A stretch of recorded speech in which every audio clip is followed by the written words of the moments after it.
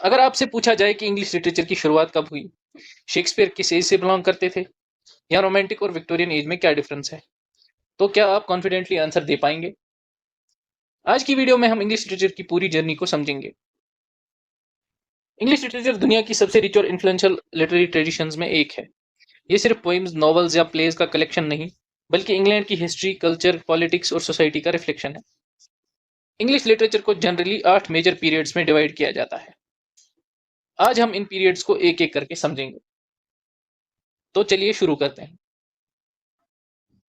सबसे पहला पीरियड है ओल्ड इंग्लिश पीरियड, जिसको एंग्लो सैक्सन पीरियड भी बोला जाता है। 450 से लेके 1066 एडी तक ये पीरियड चला। रोमन एम्पायर के ब्रिटेन छोड़ने के बाद एंगल्स, सैक्सन्स और जूट्स ने इंग्लैंड में अपने किंगडम्स एस्टेब्लिश किए, जिनको एंग्लो सैक्सन किंगडम्स कहते थे। क्रिश्चियनिटी के स्प्रेड ने रिलीजियस लिटरेचर को प्रमोट किया। इस पीरियड का एंड 1066 एडी में नॉर्मन कॉन्क्वेस्ट से हुआ। इसके कुछ मेजर फीचर्स है: heroic poetry, religious literature, oral tradition और पेगन एंड क्रिश्चियन इन्फ्लुएंस। इस पीरियड के फेमस वर्क्स में से है बेवुल्फ, जो कि किसी एनोनिमस शख्स ने लिखी थी, जो कंसिडर की जाती है one of the greatest epics of old English period. ऐसे ही द एंग्लो सैक्सन क्रॉनिकल, जो अगेन एनोनिमस मॉक्स ने लिखी थी। ऐसे ही कैडमन्स हेम, जो कैडमन ने लिखी थी, और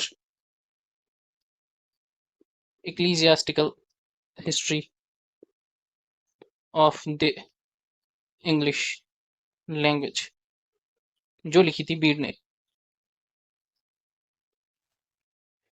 उसके बाद आया मिडल इंग्लिश पीरियड, जो शुरू हुआ 1066 में और खत्म हुआ 1500 में। 1066 में विलियम द कॉन्करर ने इंग्लैंड में नॉर्मन रूल एस्टेब्लिश किया। फ्रेंच लैंग्वेज और कल्चर का इंग्लिश पर डीप इन्फ्लुएंस पड़ा। इस पीरियड में 100 इयर्स वॉर, ब्लैक डेथ और चर्च की अथॉरिटी ने भी लिटरेचर को शेप किया। इसी पीरियड में इंग्लिश लैंग्वेज ग्रेजुअली अपनी मॉडर्न फॉर्म की तरफ बढ़ने लगी। इस पीरियड के कुछ मेजर फीचर्स में शिवलरी, रोमांस, रिलीजन और एलिगरी। इस पीरियड के कुछ फेमस वर्क्स में द कैंटरबरी टेल्स, जो जोफ्री चौसर ने लिखी थी, जिनको फादर ऑफ इंग्लिश पोइट्री भी कहा जाता है। ऐसे ही प्रेयर्स प्लोमैन, जो लिखी थी विलियम लैंगलैंड ने, और कॉन्फेसियो एमेंटिस, जो लिखी थी जॉन गोवर ने। उसके बाद आया इंग्लिश लिटरेचर का one of the most significant period, renaissance period, जो शुरू हुआ 1500 में और 1660 में खत्म। रेनेसांस का मतलब होता है रिबर्थ। यूरोप में क्लासिकल लर्निंग रिवाइव हुई। प्रिंटिंग प्रेस के इन्वेंशन ने नॉलेज को वाइडली स्प्रेड किया। ह्यूमैनिज्म और रिफॉर्मेशन ने सोसाइटी की थिंकिंग बदली, और एलिजाबेथ फर्स्ट के रेन में इंग्लिश ड्रामा और पोइट्री अपने गोल्डन एज पर पहुंच गई। इसीलिए रेनेसांस पीरियड को गोल्डन एज भी कहा जाता है। इस एज के कुछ मेजर फीचर्स है: ह्यूमनिज्म, इंडिविजुअलिज्म, क्लासिकल इन्फ्लुएंस और डेवलपमेंट ऑफ ड्रामा। और इस एज की कुछ फेमस वर्क्स में Hamlet, Macbeth, King Lear, Othello, Romeo and Juliet, जो सब लिखी थी विलियम शेक्सपियर ने। ऐसे ही डॉक्टर फॉस्टस, जो लिखी थी क्रिस्टोफर मार्लो ने। द फेरी क्वीन, जो लिखी थी एडमंड स्पेंसर ने, जो फेमस है स्पेंसरियन सोनेट्स के लिए। ऐसे ही एसेज बाय फ्रांसिस बेकन और the famous paradise lost by John Milton. उसके बाद आई नियो क्लासिकल एज, जो कि 1660 से 1798 तक चली। 1660 में इंग्लैंड में मोनार्की रिस्टोर हुई और चार्ल्स सेकंड किंग बने। एनलाइटनमेंट ने रीजन, लॉजिक और साइंस को इंपॉर्टेंस दी। राइटर्स ने ग्रीक और रोमन आइडियल्स को फॉलो किया और सैटायर के थ्रू सोसाइटी की क्रिटिसिज्म की। इस एज के कुछ मेजर फीचर्स है रीजन, सैटायर, ऑर्डर, डिसिप्लिन। इस पीरियड के कुछ फेमस वर्क्स है एब्सलॉम एंड एकिटोफल, जो लिखी थी जॉन ड्राइडन ने। The rape of the lock, जो कि एक फेमस सैटायर है बाय अलेक्जेंडर पोप। ऐसे ही एक और फेमस वर्क है कलिवर्स ट्रेवल्स, जो लिखी थी जोनाथन स्विफ्ट ने। और a dictionary of the English language by Samuel Johnson. फिर आई रोमांटिक एज, जो कि शुरू हुई 1798 में और 1837 में खत्म हुई। फ्रेंच रिवॉल्यूशन और इंडस्ट्रियल रिवॉल्यूशन के रिएक्शन के रूप में रोमांटिक मूवमेंट शुरू हुआ। राइटर्स ने रीजन के बजाय इमेजिनेशन, इमोशन और नेचर को इंपॉर्टेंस दी। इसकी ऑफिशियल बिगिनिंग 1798 में लिरिकल बैलेड्स के पब्लिकेशन से मानी जाती है। इसके कुछ मेजर फीचर्स हैं नेचर, इमेजिनेशन, इमोशन, फ्रीडम और इंडिविजुअलिज्म। इसकी कुछ फेमस वर्क्स हैं। सबसे पहली लिरिकल बैलेड्स, जो कि विलियम वर्ड्सवर्थ और एस.टी. कॉलरिज ने एक साथ मिलकर पब्लिश की। डॉन युआन, जो कि लॉर्ड बायरन ने लिखी थी। ऐसे ही ode to the west wind by P B. Shelley. ऐसे ही ओड टू अ नाइटिंगेल, जो कि जॉन कीट्स ने लिखी थी। और pride and prejudice by Jane Austin.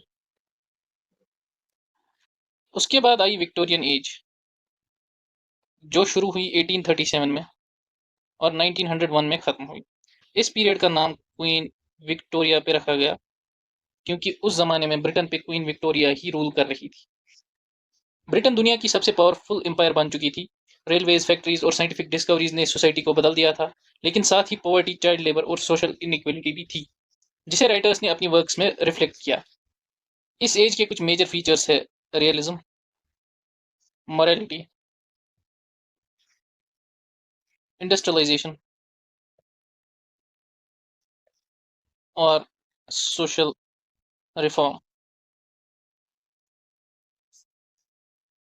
Victorian age के कुछ फेमस वर्क्स में Oliver Twist, David Copperfield, Great Expectations, A Tale of Two Cities, ये सब लिखे थे चार्ल्स डिकन्स ने।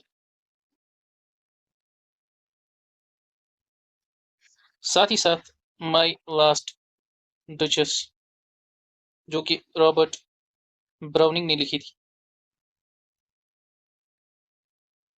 जेन आयर, जो लिखी थी शार्लट ब्रॉन्टी ने। और one of the most famous novels Wuthering Heights, जो कि लिखी थी एमिली ब्रॉन्टी ने।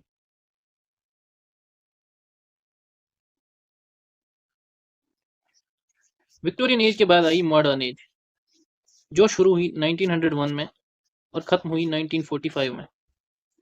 वर्ल्ड वॉर फर्स्ट और वर्ल्ड वॉर सेकेंड ने लिटरेचर को डीपली इन्फ्लुएंस किया। ट्रेडिशनल बिलीफ्स टूटने लगे और राइटर्स ने एलियनेशन, अनसर्टनिटी और साइकोलॉजिकल कॉन्फ्लिक्ट को एक्सप्लोर किया। इस एज के कुछ मेजर फीचर्स हैं: modernism, psychological analysis, alienation, experimentation. इस एज की कुछ फेमस वर्क्स में the Waste Land by T S. Eliot, Mrs Dalloway, जो लिखी थी वर्जीनिया वुल्फ ने, sons and lovers by D H. Lawrence, और the second coming by W B. Yeats. अब देखते हैं पोस्ट मॉडर्न या फिर कंटेम्पररी पीरियड। ये पीरियड शुरू हुआ 1945 में और अभी तक ये चल ही रहा है। सेकेंड वर्ल्ड वॉर के बाद डिकोलोनाइजेशन, ग्लोबलाइजेशन और टेक्नोलॉजी ने लिटरेचर को नई डायरेक्शंस दी। आइडेंटिटी, फेमिनिज्म, माइग्रेशन और पोस्ट कॉलोनियल इश्यूज लिटरेचर के मेजर थीम्स बन गए। इस एज के कुछ मेजर फीचर्स है: डाइवर्सिटी, मल्टीकल्चरलिज्म, आइडेंटिटी, फेमिनिज्म और पोस्ट कॉलोनियलिज्म। कुछ फेमस वर्क्स में वेटिंग फॉर गैडट, जो लिखी थी सैमुअल बेकेट ने, the golden notebook by Doris Lessing, और the handmaid's tale by Margaret Atwood. तो इस टाइमलाइन का एक क्विक रिवीजन कर लेते हैं। सबसे पहले था ओल्ड इंग्लिश पीरियड, जो शुरू हुआ 450 में और खत्म हुआ 1066 में। सेकेंड वन था मिडिल इंग्लिश पीरियड, जो 1066 से 1500 तक चला।